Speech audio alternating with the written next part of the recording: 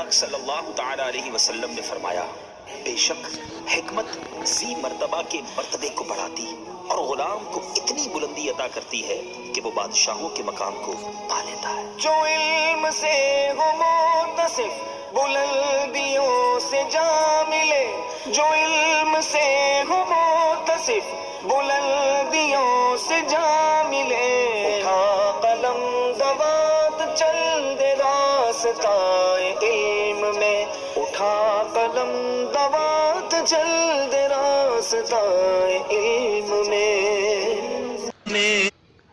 الحمدللہ رب العالمین والصلاة والسلام علی سید الانبیاء والمرسلین، اما بعد فاعوذ باللہ من الشیطان الرجیم، بسم اللہ الرحمن الرحیم۔ آج ہم انشاءاللہ عز و جل علم صرف کی ایک اہم کتاب علم الصیغہ شروع کریں گے۔ کوئی بھی علم ہو، کوئی بھی فن ہو، اسے شروع کرنے سے پہلے چند باتوں کا جاننا ضروری ہے۔ اولاً جس علم کو آپ شروع کر رہے ہیں اس کا نام کیا ہے، نیز اس کی تعریف کیا ہے، تاکہ مجہول چیز کا حاصل کرنا لازم نہ آئے۔ اگر آپ تعریف معلوم نہیں کریں گے اور اسے حاصل کرتے رہیں گے تو مجہول چیز کا حاصل کرنا لازم آئے گا۔ اسی لیے اسے شروع کرنے سے پہلے، چاہے کوئی بھی علم ہو یا فن ہو، اسے شروع کرنے سے پہلے اس کی تعریف جانیں۔ نیز اس علم کا موضوع کیا ہے۔ کسی بھی علم کا موضوع وہ ہوتا ہے جس کے عوارض ذاتیہ سے اس میں بحث کی جاتی ہے۔ تو جس علم کو آپ شروع کر رہے ہیں اس کا موضوع کیا ہے، اسے بھی جانیں، تاکہ فالتو چیزوں سے، بیکار چیزوں سے آپ بچ کر جو اہم مقصود ہے اسے حاصل کریں۔ کوئی بھی علم ہو، اس کا موضوع وہ ہوتا ہے جس کے عوارض ذاتیہ سے اس علم میں بحث کی جاتی ہے۔ مثال کے طور پر فن طب ہے، علم طب ہے۔ علم طب کا موضوع بدن انسانی ہے، کیونکہ اس میں انسانی بدن سے بحث کی جاتی ہے۔ نیز اس علم کی غرض و غایت کیا ہے، یعنی اسے آپ کیوں سیکھ رہے ہیں، سیکھنے کا فائدہ کیا ہے، اسے بھی جانیں۔ ٹھیک ہے، آج جو ہم کتاب شروع کرنے جا رہے ہیں اس کا نام ہے علم الصیغہ، اور یہ علم صرف کی کتاب ہے۔ جس علم کو ہم شروع کرنے جا رہے ہیں وہ ہے علم الصرف۔ علم صرف کسے کہتے؟ علم صرف ایسے اصول و ضوابط کو کہتے جن کے ذریعے سے ایک کلمے سے دوسرے کلمے کو بنانے اور اس میں تبدیلی کرنے کا طریقہ معلوم ہو۔ ایسے علم کو، ایسے اصول و ضوابط کو علم الصرف کہتے، جن اصول کے ذریعے سے، جن قواعد کے ذریعے سے ایک صیغے سے دوسرا صیغہ بنانے اور اس میں تبدیلی کرنے کا طریقہ معلوم ہو، اسے علم صرف کہتے۔ علم صرف کا موضوع کیا ہے؟ علم صرف کا موضوع کلمہ ہے، لیکن علم صرف کا موضوع مطلقاً کلمہ نہیں ہے، بلکہ صیغے کے اعتبار سے کلمہ ہے۔ علم صرف کا موضوع صیغہ کے اعتبار سے، صیغہ ہونے کے اعتبار سے علم صرف کا موضوع کلمہ ہے۔ علم صرف کی غرض و غایت کیا ہے؟ علم صرف کیوں سیکھ رہے ہیں؟ علم صرف کی غرض و غایت یہ ہے تاکہ ایک کلمے سے دوسرے کلمے کو بنانے اور اس میں تبدیلی کرنے میں ذہن کو غلطی سے بچائیں، کہیں غلطی میں ہم نہ پڑ جائیں۔ ایک صیغے سے دوسرا صیغہ کس طرح بنائیں اور اس میں کس طرح تبدیلی کریں، ان چیزوں میں غلطی واقع نہ ہو، اس لیے ہم علم الصرف سیکھ رہے ہیں۔ اچھا، علم صرف کو صرف کیوں کہتے ہیں؟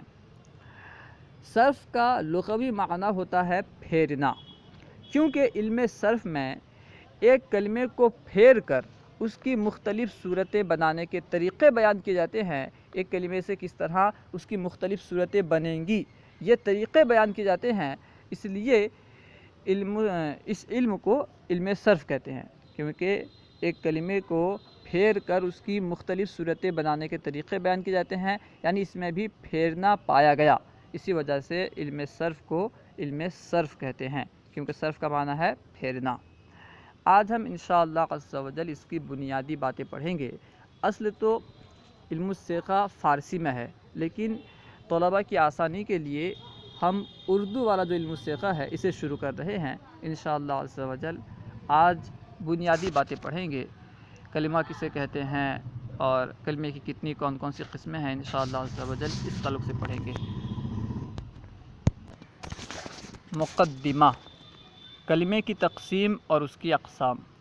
جیسا کہ میں نے شروع میں بیان کیا کہ علم صرف کا موضوع کلمہ ہے، لیکن مطلقاً کلمہ علم صرف کا موضوع نہیں ہے، بلکہ صیغہ ہونے کے اعتبار سے علم صرف کا موضوع کلمہ ہے۔ تو کلمہ کسے کہتے ہیں، کلمہ سے مراد کیا ہے، اب اسے بیان کر رہے ہیں، اسی سے کتاب کو شروع کر رہے ہیں۔ دیکھیے، کلمہ وہ اکیلا لفظ ہے جو ایک معنی کے لیے وضع کیا گیا ہو۔ جس اکیلے لفظ کو ایک معنی کے لیے وضع کیا گیا ہو اسے کلمہ کہتے۔ لفظ کسے کہتے؟ انسان جس کا تلفظ کرے اسے لفظ کہتے ہیں، ٹھیک ہے۔ تو کلمہ وہ اکیلا لفظ ہے جو ایک معنی کے لیے وضع کیا گیا ہو، جیسے رجلن۔ رجلن کا معنی ہے آدمی، تو لفظ رجلن کو ایک معنی کے لیے وضع کیا گیا ہے، اس لیے یہ کیا ہے؟ کلمہ۔ اس طرح ضربہ، ضربہ کا معنی ہے مارا اس ایک مذکر نے۔ ضربہ کو بھی ایک معنی کے لیے، ایک متعین معنی کے لیے وضع کیا گیا ہے، اسی وجہ سے ضربہ کلمہ ہے، کیونکہ ضربہ ایک ایسا لفظ ہے جسے ایک معنی کے لیے وضع کیا گیا ہے۔ اور من بھی ایک ایسا لفظ ہے جسے ایک معنی کے لیے وضع کیا گیا ہے، اس لیے یہ کلمہ ہے۔ یہ الگ سی بات ہے کہ من یہ معنی مستقل پر دلالت نہیں کرتا جب تک کہ دوسرے سے نہ مل جائے، انشاءاللہ آپ آگے پڑھیں گے۔ اب دیکھیے کلمے کی اقسام بیان کر رہے ہیں۔ کلمے کی اقسام، کلمے کی 3 قسمیں ہیں، ٹھیک ہے۔ کلمے کی تعریف کے بعد اب کلمے کی اقسام بیان کر رہے ہیں۔ کلمے کی 3 قسمیں ہیں۔ نمبر 1 فعل، جیسے ضربہ۔ کلمے کی ایک قسم ہے فعل، جیسے ضربہ۔ فعل کسے کہتے ہیں انشاءاللہ نیچے بیان کریں گے۔ دوسری قسم ہے اسم، جیسے رجلن۔ رجلن کا معنی ہے آدمی، ٹھیک ہے۔ تیسری قسم ہے حرف، جیسے من۔ اب ہر ایک کی تعریف بیان کریں گے۔ عام طور پر دوسری کتابوں میں کلمے کی اقسام میں سب سے پہلے اسم کو بیان کرتے ہیں، لیکن علم السیغہ میں سب سے پہلے فعل کو بیان کیا گیا، کیونکہ علم صرف میں زیادہ تر فعل سے بحث ہوتی ہے، فعل کی گردان زیادہ ہوتی ہیں، اسی وجہ سے مصنف نے فعل کو مقدم کیا، پہلے فعل کو بیان کیا۔ اب ہر ایک کی تعریف بیان کر رہے ہیں۔ کلمے کی اقسام میں سے فعل، اسم، حرف وغیرہ ہر ایک کی تعریف بیان کر رہے ہیں۔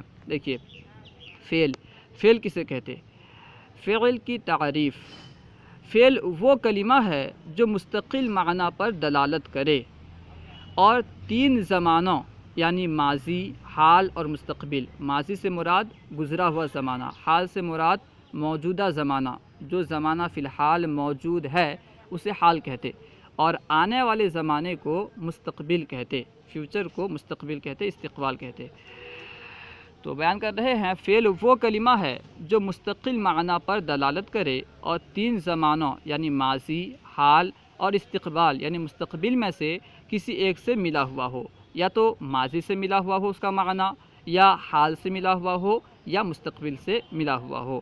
یعنی ایسا کلمہ جو اپنا معنی خود بتائے، جو مستقل معنی پر دلالت کرے اور اس کا معنی تینوں زمانوں میں سے کسی پر دلالت کرے، کسی سے ملا ہوا ہو، تو وہ فعل ہے۔ اب مثال دیکھیے، جیسے ضربہ۔ ضربہ کا معنی ہے مارا اس ایک مذکر نے۔ دیکھیے ضربہ ایک مستقل معنی پر دلالت کر رہا ہے، یعنی مارنے کے معنی پر دلالت کر رہا ہے۔ نیز یہ جو مارنا ہے ایک زمانہ یعنی زمانہ گزشتہ سے ملا ہوا ہے۔ ضربہ مارا اس ایک مذکر نے، یعنی کب مارا؟ زمانہ گزشتہ میں۔ تو ضربہ کا جو لفظ ہے، جو کلمہ ہے، یہ ایک ایسے معنی پر دلالت کر رہا ہے جو مستقل ہے اور زمانہ گزشتہ سے ملا ہوا ہے۔ ضربہ فعل ماضی ہے۔ یضربو، یضربو کا معنی ہے مارتا ہے یا مارے گا، وہ ایک مذکر فعل مضارع جس میں حال و استقبال دونوں زمانے پائے جاتے ہیں، ٹھیک ہے۔ دیکھیے یضربو ایک ایسا کلمہ ہے جو ایک مستقل معنی پر دلالت کر رہا ہے، یعنی مارنے کے معنی پر دلالت کر رہا ہے۔ نیز اس میں حال اور استقبال دونوں کے معنی ہوتے ہیں۔ یضربو سے حال کا معنی بھی مراد لے سکتے ہیں اور مستقبل کا معنی بھی مراد لے سکتے ہیں. یعنی یضرب کا ترجمہ یہ بھی کر سکتے ہیں کہ مارتا ہے وہ ایک مذکر. ٹھیک اسی طرح یضرب کا ترجمہ یہ بھی کر سکتے ہیں مارے گا وہ ایک مذکر. ٹھیک ہے، یعنی اگر آپ حال کا ترجمہ لیں تو یضرب کا معنی زمانہ حال سے ملا ہوا ہے. اگر آپ مستقبل کا معنی لیں تو یضرب کا جو معنی ہے، مارنا کا جو معنی ہے، یہ استقبال سے ملا ہوا ہے، یعنی زمانے سے ملا ہوا ہے. اسی وجہ سے یہ فعل ہے.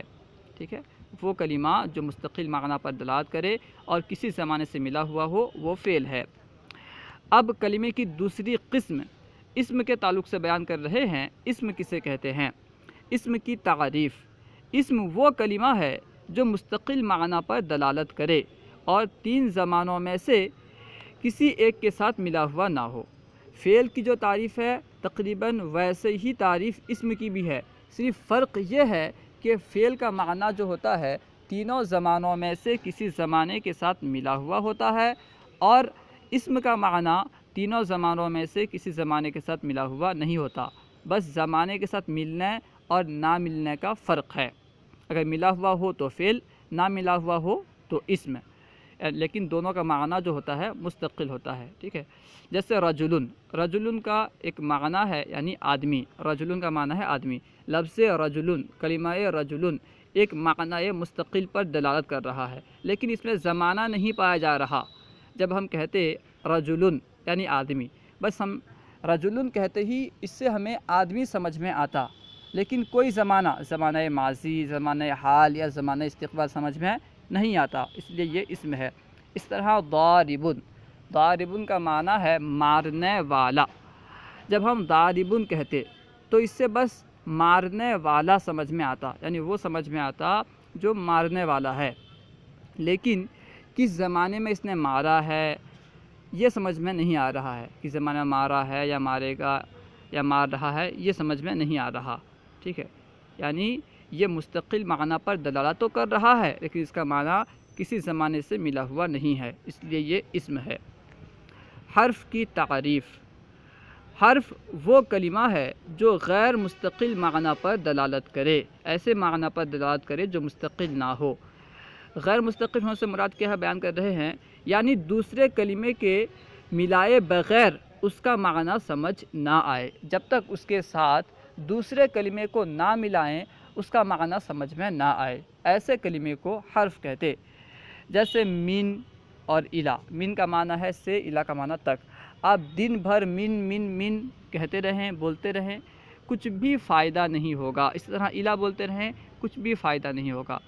ہاں، جب آپ دوسرے کلمے کے ساتھ اسے ملا کر بولیں گے، یعنی اسم یا فعل کے ساتھ ملا کر بولیں گے، تب اس کا معنی سمجھ میں آئے گا. مثال کے طور پر اگر آپ یوں کہیں سرت من البصرۃ الی الکوفہ، یعنی میں نے بصرہ سے کوفہ تک کی سیر کی، تو اب من اور الا کا معنی سمجھ میں آ رہا ہے. من ابتدائی غائب کے لیے یاد کر رہا ہے، یعنی سیر کی ابتدا کہاں سے ہوئی ہے؟ بصرہ سے. سرت من البصرہ، ٹھیک ہے، الی الکوفہ. تو یہاں من اور الا اپنے معنی پر دلالت کر رہے ہیں کیونکہ دوسرے کلمے سے ملے ہوئے ہیں. جب تک انہیں دوسرے کلمے سے نہ ملائیں یہ اپنا معنی نہیں بتاتے، اپنے معنی پر دلالت نہیں کرتے. اللہ و رسولہ اعلم. السلام علیکم ورحمۃ اللہ وبرکاتہ.